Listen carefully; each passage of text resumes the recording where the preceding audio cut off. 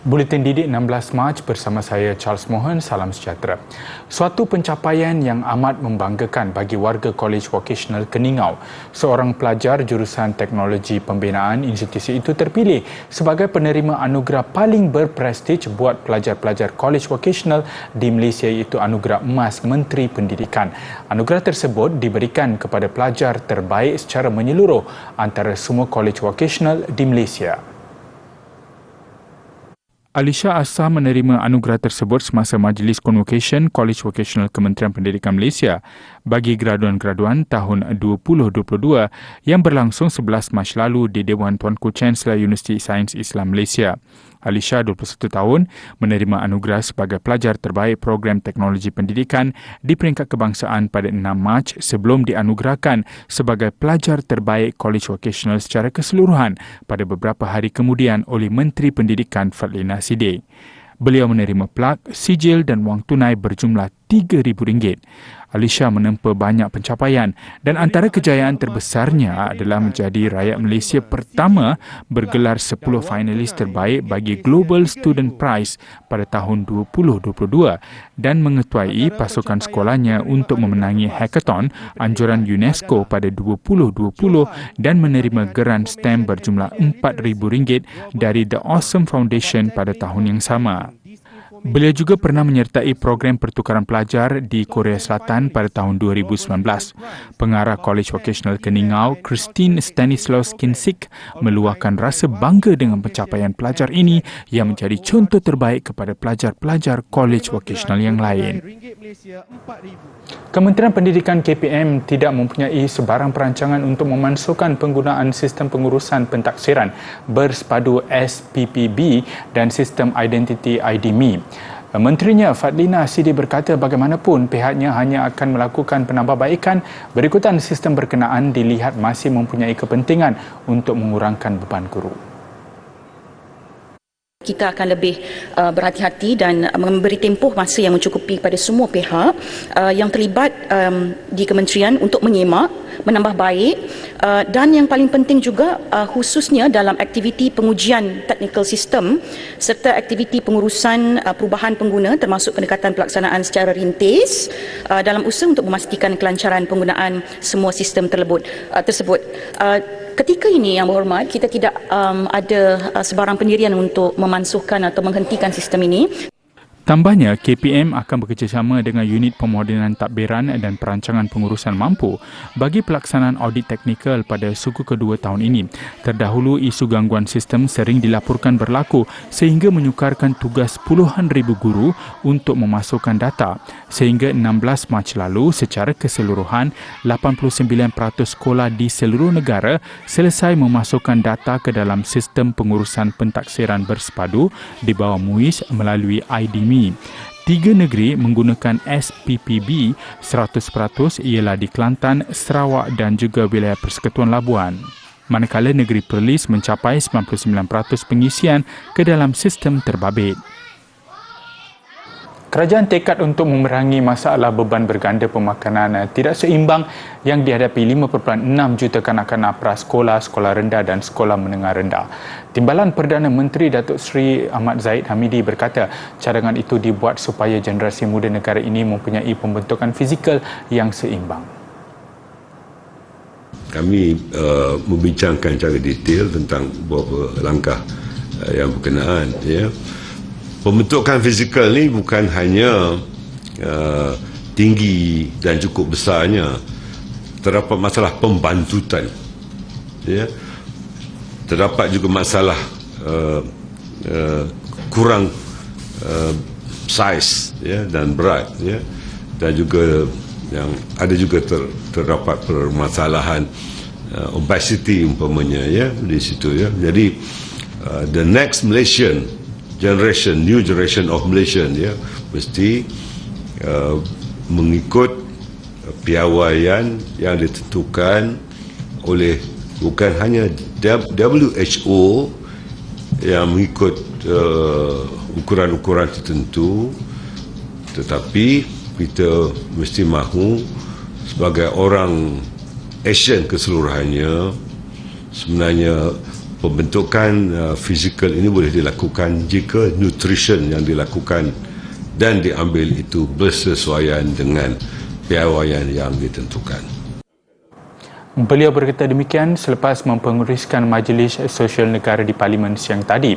Antara cadangan telah diperhalusi bagi tujuan itu melibatkan inisiatif pengecualian cukai kepada pengusaha dan syarikat yang menjalankan tanggungjawab sosial korporasi CSR bagi pemberian peralatan ukur berat dan tinggi bagi kegunaan taska dan sekolah, selain mewujudkan polisi larangan penajaan oleh syarikat yang mengeluar memasarkan makanan dan minuman yang tidak sihat di taska dan sekolah serta memperluaskan pelaksanaan program hidangan berkhasiat di sekolah HITS.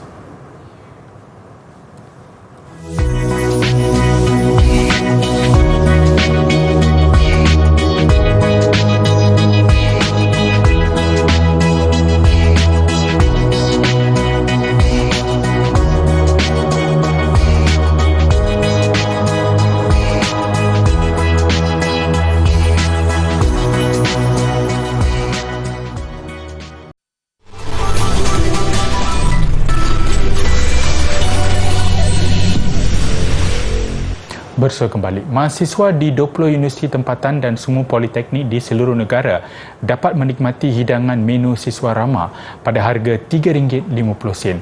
Pengenalan program ini untuk membantu mahasiswa mendampingi kos sara hidup yang tinggi. Tak kenakan sewa kepada peniaga-peniaga dan melibatkan keseluruhan 20 universiti, 236 gerai, melibatkan dalam RM3 juta satu tahun, tak kutip sewa. Jadi dengan tidak mengutip sewa itu dapat mengurangkan harga makanan, maka harga makanan yang disediakan, yang dijual kepada pelajar adalah RM3.50. Jadi untuk kita bezakan, kita panggil ini sebagai menu siswa rahmah, bukan menu rahmah. Kalau menu rahmah RM5. Beliau berkata demikian ketika memantau pelaksanaan inisiatif tersebut di kafeteria Randau Rasa Universiti Kebangsaan Malaysia UKM siang tadi. Pada masa yang sama, Datuk Seri Khalid berkata inisiatif dengan hidangan pada harga RM5 masih disediakan di semua universiti awam dan politeknik bagi mereka yang berkemampuan. Tinjauan pelaksanaan inisiatif menu ramah mendapat sambutan positif dalam kalangan mahasiswa. Pada saya, menu rahmah ni sangat membantulah pada golongan pelajar, terutama macam saya dan rakan. Sebab bagi saya, makanan yang sama tapi disediakan pada harga yang jauh lebih murah dan itu sangat berpatutan dan sangat membantu pelajar dari segi kewangan. Saya rasa happy sebab menu siswa rahmah ni bukan setakat harganya murah tapi kualiti makanannya pun yang bagus.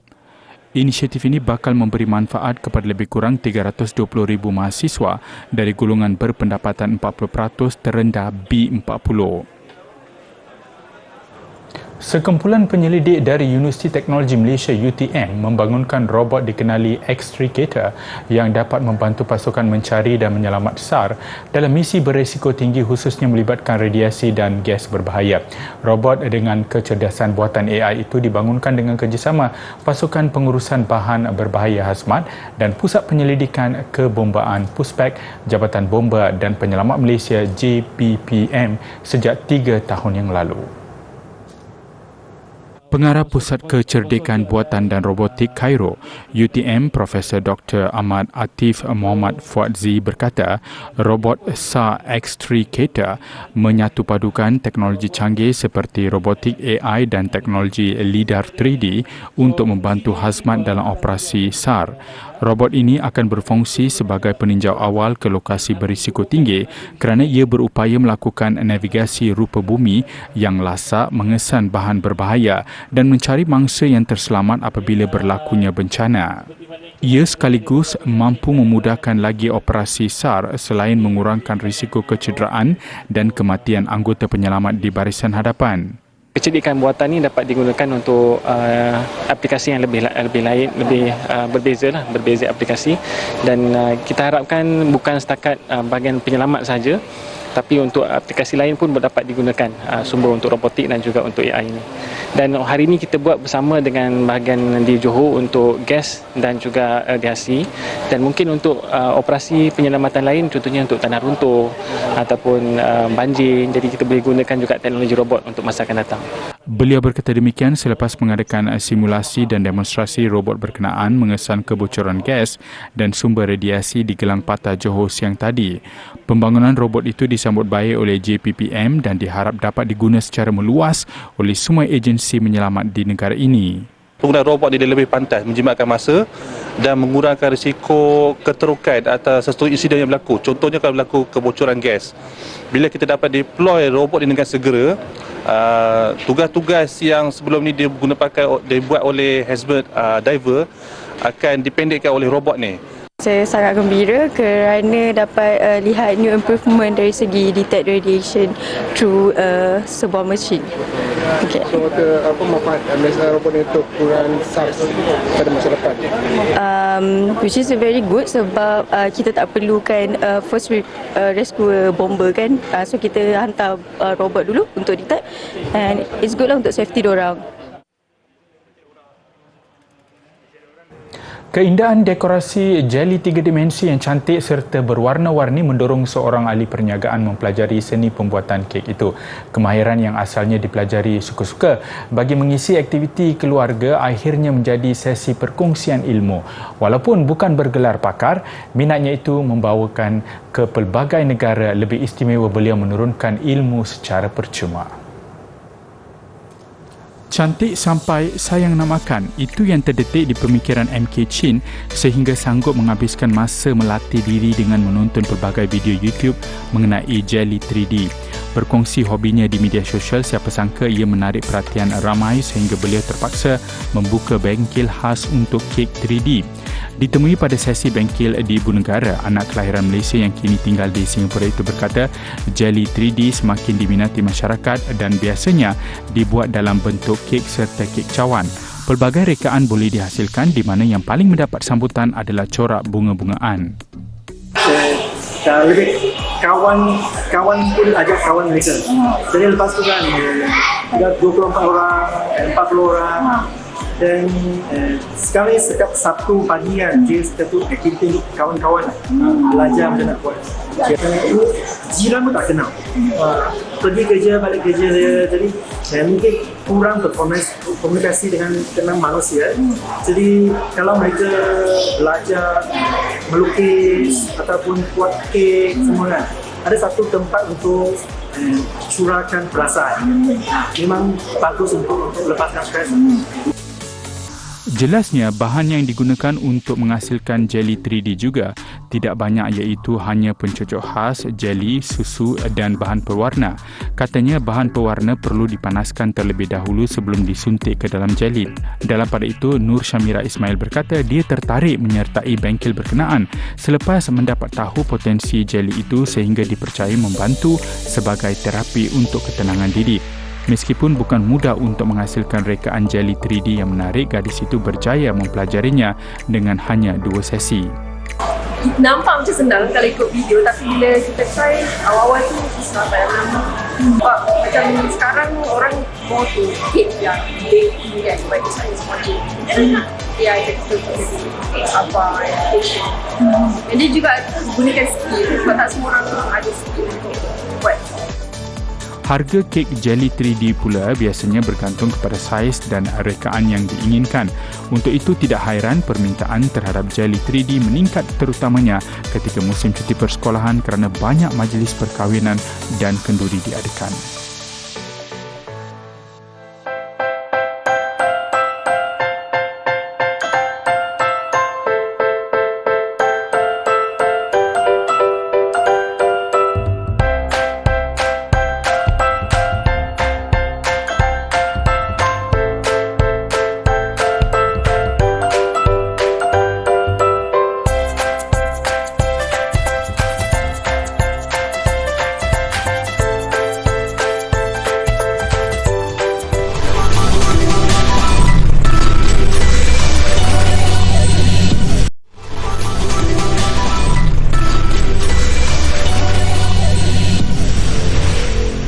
Bersuara kembali, gagal sekali bukan bermakna gagal selamanya.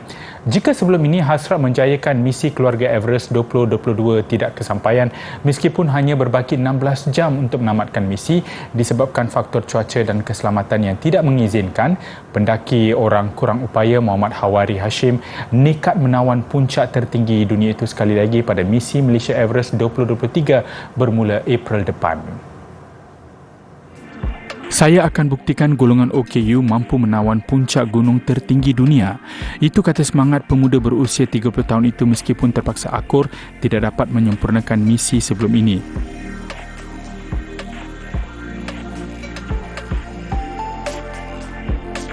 Bayangkan ketika sudah hampiri puncak Everest, dia terpaksa batalkan misi besarnya, nyata memberi impak dari segi emosi buat dirinya. Dia teruskan juga latihan pendakian seperti biasa dan akhirnya sekali lagi namanya disenaraikan untuk pendakian tahun ini. Jika rezeki memihak kepadanya, dia akan menjadi pendaki OKU pertama negara menawan puncak tertinggi dunia dalam misi tersebut. Dia yang meminati sukan rekreasi lasak itu sudah menanam cita-cita untuk menjejakkan kaki di puncak Everest sejak berusia 15 tahun lagi. Baginya, impian berada di puncak gunung itu akan memberinya satu kepuasan yang menakjubkan. Mengakui tidak dapat berkomunikasi adalah jurang terbesar ketika pendakian, namun dia tidak pernah menjadikan perkara itu sebagai alasan untuk menawan puncak gunung. Rata-ratanya beritahu kata itu risiko.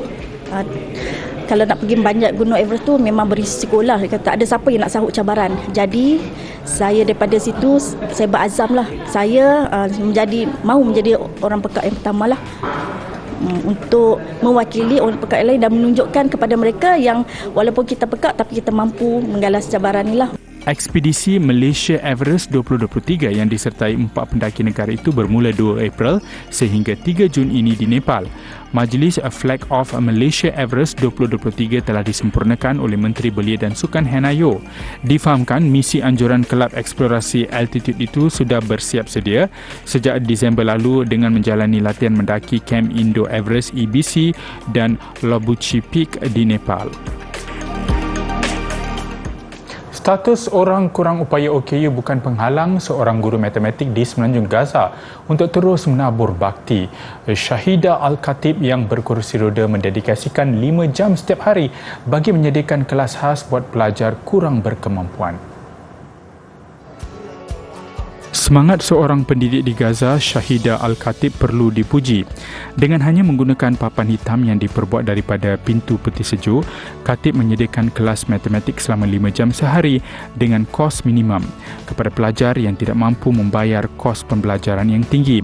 Beliau berkata idea itu tercetus ketika pandemik melanda seluruh dunia 2 tahun lalu yang mengakibatkan pelajar tidak dapat hadir ke sekolah sekaligus menjadi punca sektor pendidikan terjejas. بدت معي الفكرة من فترة كورونا لأنه الطلبة امتنعوا 2 سنين عن الدراسة وكان هذا في تأخير لأنه كانوا بيعتمدوا على التعليم الإلكتروني وهذا أثر على مستواهم العلمي بصورة مش طبيعية ففقدوا 2 سنين من عمرهم في الدراسة ما حصلوش فيها إشي. Khatib turut menawarkan kelas secara percuma kepada pelajar yang tidak mampu sama sekali dan hari ini beliau mempunyai kira-kira 50 orang pelajar yang menghadiri kelasnya.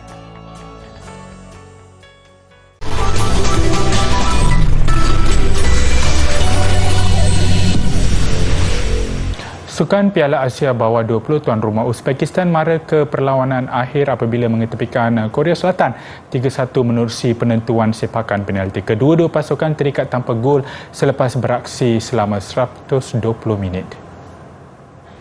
Berbanding Korea Selatan ketika permainan waktu sebenar, Uzbekistan paling menyerlah.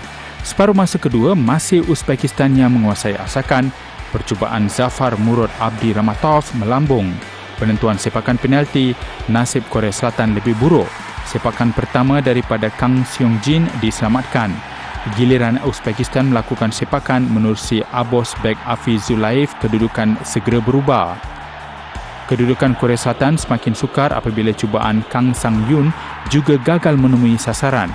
Hasil gol oleh Mahmud Jun Makhmadjonov, Uzbekistan melebarkan kedudukan kepada 2 gol tanpa balas. Korea Selatan mula ceria apabila Park Chang-woo berjaya menemui sentuhan gol.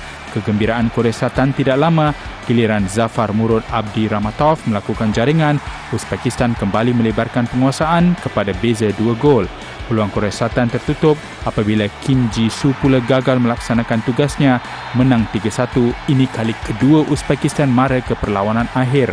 Dalam penampilan pertamanya pada tahun 2008, juga ketika Uzbekistan menjadi tuan rumah, mereka sekadar bergelar naib juara.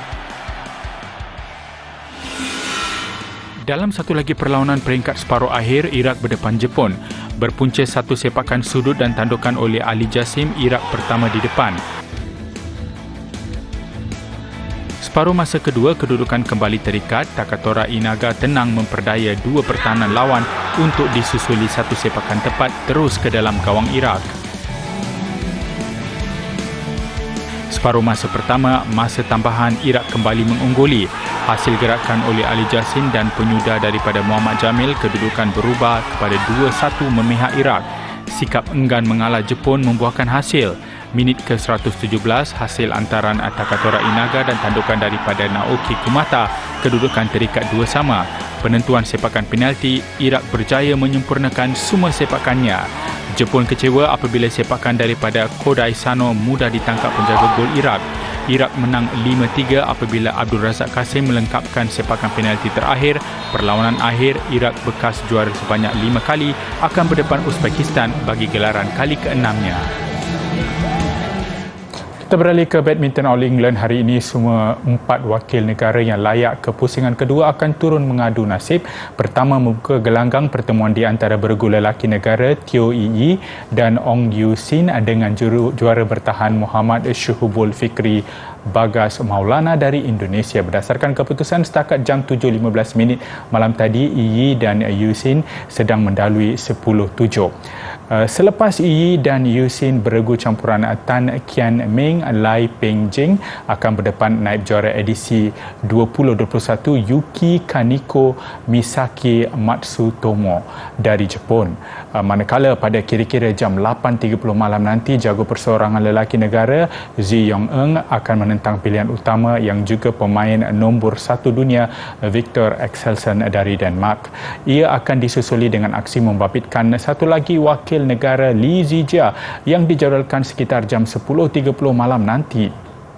Berbanding statusnya sebagai juara tahun 2021, Zijia masih belum merangkul sebarang kejuaraan sejak Mei tahun lalu.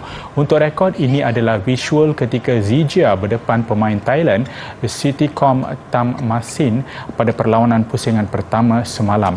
Zijia menang 21-12, 21-15 dalam perlawanan itu. Paparan juara Air Racing Luke Zepilia yang menjadi orang pertama mendaratkan pesawat di helipad ikonik Burj Al Arab, Dubai mengakhiri paparan buletin didik hari ini. Saya Charles Mohan. Salam hormat dan kita jumpa lagi.